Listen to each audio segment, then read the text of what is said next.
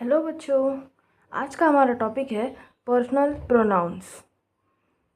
Pronounce मतलब क्या होता है कि जो हमारे नाउन के बारे में ज़्यादा डिस्क्राइब करता है। और जैसे कि अगर मैं कहूँ राजू आज जल्दी उठा, राजू ने स्कूल जाने की तैयारी कर ली, राजू ने जल्दी उठकर पढ़ाई भी की, राजू अब बस में चढ़ रहा है। अब यहाँ पर हर जगह राजू राजू राजू सुन के ये सुनने में अच्छा नहीं लग रहा, तो हम क्या कहेंगे? आज राजू जल्दी उठा, उसने उठ के पढ़ाई की, वह स्कूल बस में चढ़ रहा है। तो इसी चीज़ को उसने, वह, उसी को हम बोलते हैं प्रोनाउन। तो अब यहाँ पर हम प्रोनाउन के बारे में देखेंगे। पर्सनल प्रोनाउन जो जर्मन में कैसे यूज़ होता है।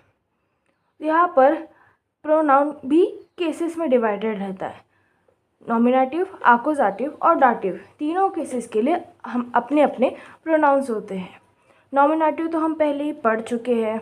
इश, दू, एर, जी, एस, वियर, इहर, जी।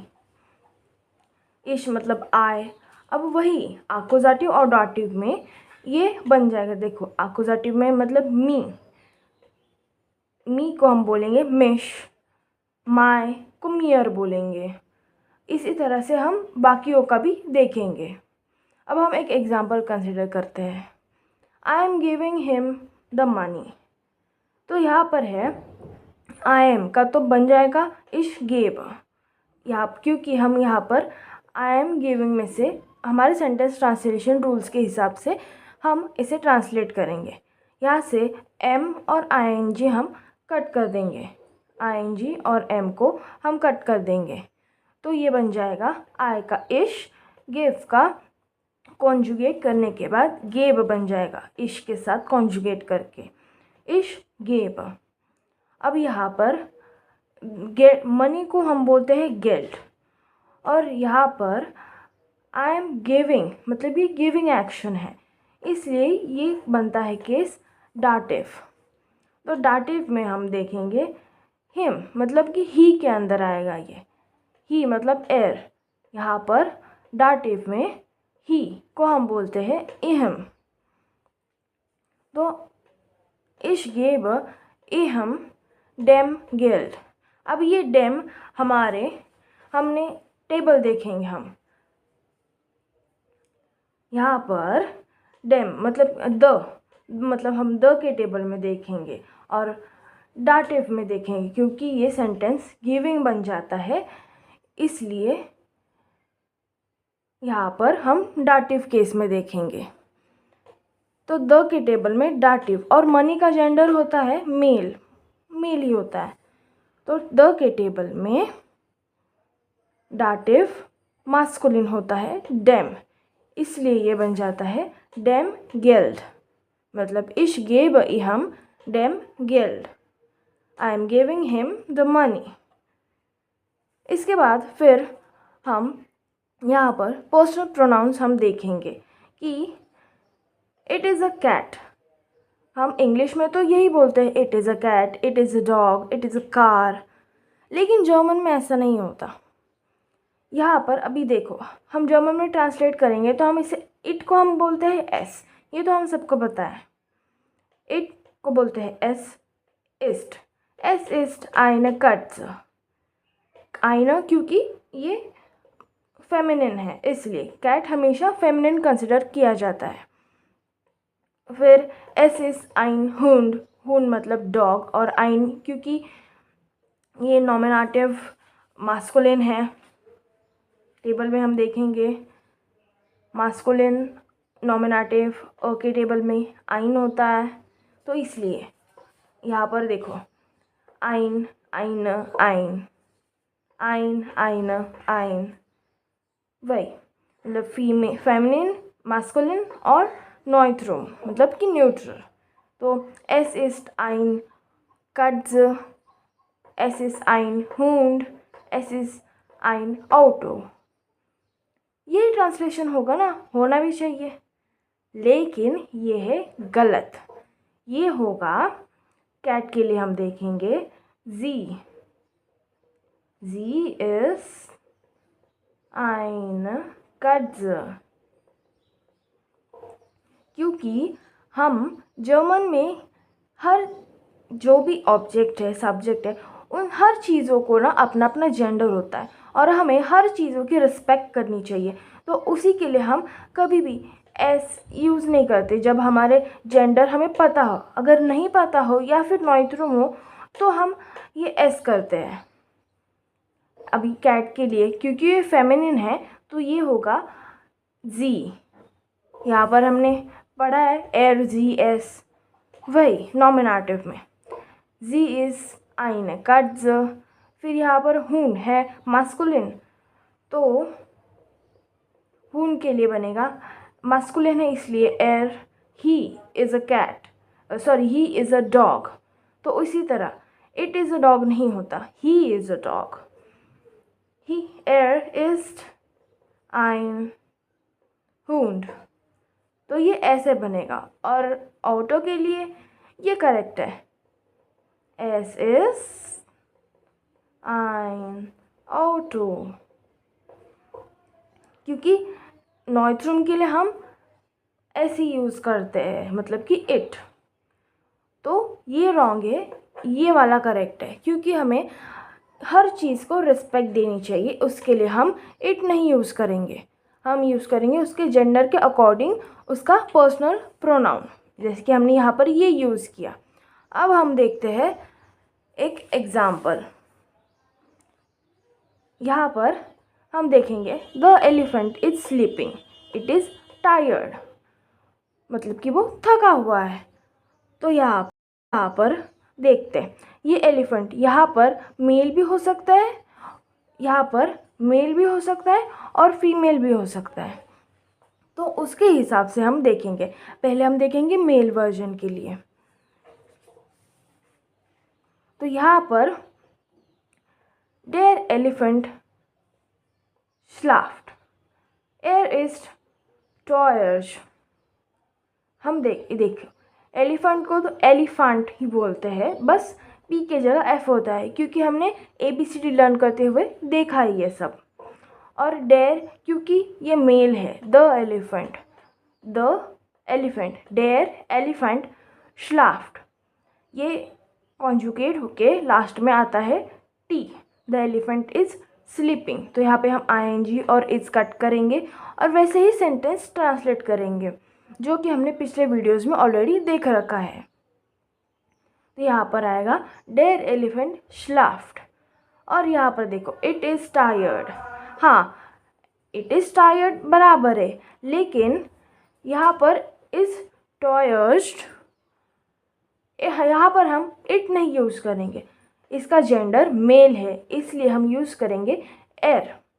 एर इज़ टॉयर्ड, द एलिफेंट स्लाफ्ट, एर इज़ टॉयर्ड। यही अब हम फेमिनिन के लिए देखेंगे, फीमेल के लिए डी। हम करते हैं डी, नॉइट्रुम। देखो टेबल में फिर से द के टेबल में नॉइट्रुम में फेमिनिन होता है डी, द के टेबल में नॉइट्रुम फेमिनिन होता है डी। तो यहाँ पर आएगा डी एलिफेंट। अब यहाँ पर जो भी हमारा मेल होता है ना, उसी के आगे हम सिर्फ IN लगा देते हैं, तो ये फेमिनिन फीमेल वर्जन बन जाता है। वैसे तो जर्मन देखो कितना इजी है, एलिफेंटिन, इसको हम कहते हैं डी एलिफेंटिन स्लाफ्ट, वही कि द एलिफेंट इज स्लीपिंग। बस यहाँ पे अभी एक लड़की एलिफेंट सो रही है, और इट इज़ टायर्ड। अब यहाँ पर हम इट की जगह फीमेल का यूज़ करेंगे, मतलब कि जी इज़ टायर्ड। यहाँ पर देखो जी नॉइट्रुम है, क्योंकि यहाँ पर कुछ भी इसका केस नॉइट्रुम है, इसलिए। अभी ये देखो, इसके बाद हम कुछ और एग्जांपल्स देखते हैं। अभी यहाँ पर डैश लीबर डी कट्स उन डैश लिप्ट डैश, मतलब यहाँ पर है I love the cat and it loves me, मतलब मैं कैट से प्यार करती हूँ, मुझे कैट पसंद है और कैट को भी मैं पसंद हूँ। तो यहाँ पर इश लीबर दी कैट, डी कट्स, तो हम यहाँ पर ये है नॉमिनेटिव केस, तो इश को यहाँ पर हम आई को बोलते हैं इश। und it liebt me, अभी हमने कहा यहाँ पर हमारा कैट यूज़ हुआ है, तो कैट का जेंडर होता है फेमिनिन, तो हम यहाँ पर इट यूज़ एस यूज़ नहीं करेंगे, हम करेंगे नॉइथ्रुम का ये und sie liebt me, अब मी को बोलते हैं मिश, देखो मिश, क्योंकि वो अक्यूजेटिव केस में आता है अब, और वो होता है नॉन गिविंग, इसलिए मिश। मी देखो यहाँ पर मी को बोलते हैं मिश।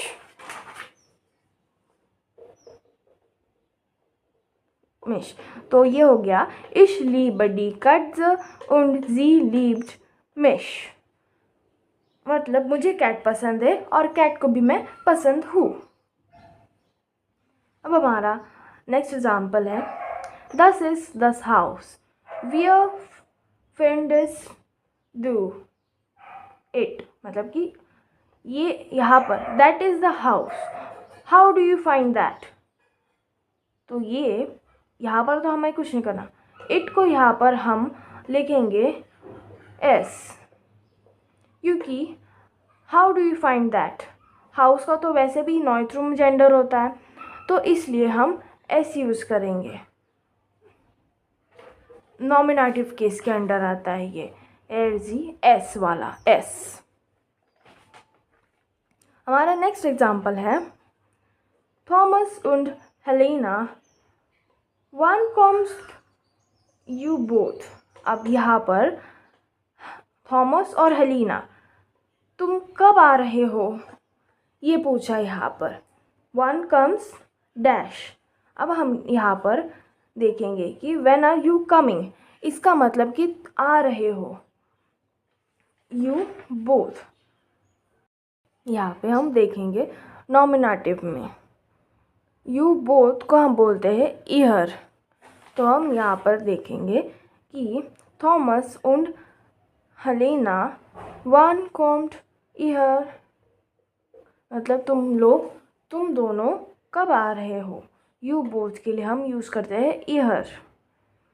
अभी मुटर ich liebe डैश यू, अभी यहाँ पर हम देखेंगे ich liebe, ये बनता है अक्यूजेटिव, नॉन गिविंग केस में आता है ना, क्योंकि यहाँ पर इज़ बिन बेस्ड ऐसा कुछ यूज़ नहीं हुआ है, इसलिए ये होता है अक्यूजेटिव केस। या फिर हम क्वेश्चंस भी पूछ सकते हैं, अक्यूजेटिव बनता है ये, या फिर हम क्वेश्चंस भी पूछ सकते हैं कि whom do you love, whom मतलब ये whom का आंसर दे रहा है, टू मुटर, तो ये whom का आंसर दे रहा है, तो इसलिए ये अक्यूजेटिव केस में आता है। तो अक्यूजेटिव में यू के लिए है डैश, तो यहाँ पर हम लिखेंगे मुटर ich liebe डैश। इसके बाद ich besuche her, ich besuche dash morgen, मतलब कि मैं, बेजूक मतलब होता है विजिट, हम किसी के घर पे जा रहे हैं, ich besuche डैश morgen। तो अब यहाँ पर केस फाइंड आउट करने के लिए हम क्वेश्चन पूछेंगे, यहाँ पर हम I am visiting her tomorrow, who am I visiting tomorrow, मैं किसके घर जा रही हूँ, तो ये हमें आंसर देता है to whom we are visiting, का आंसर हमें यहाँ पर मिल जाता है हर, हम उसके घर जा रहे हैं, तो इसका मतलब कि ये होता है डाटिव केस, हमें टू हुम का आंसर मिला इसलिए हुआ डाटिव केस। तो हम देखेंगे अभी पर्सनल प्रोनाउन में डाटिव में हर के लिए होता है इहर, पर्सनल प्रोनाउन में डाटिव के लिए हर के लिए होता है इहर, तो यहाँ पर हम लिखेंगे ich besuche इहर मॉर्गन, इसका मतलब I am visiting her tomorrow, Morgan को हम मॉर्निंग भी बोलते हैं और टुमारो को भी हम मॉर्गन ही बोलते हैं। देखो, केसेस को पहचानना बहुत ही सिंपल होता है। ये प्रैक्टिस के साथ हमको आ जाएगा। ये एक शॉर्ट ट्रिक है। देखो, केसेस के लिए यहाँ पर नॉमिनेटिव, एक्यूजेटिव और डाटिव। हमें पहले क्या चेक करना है? पहले तो आईएनजी फॉर्म देखना है।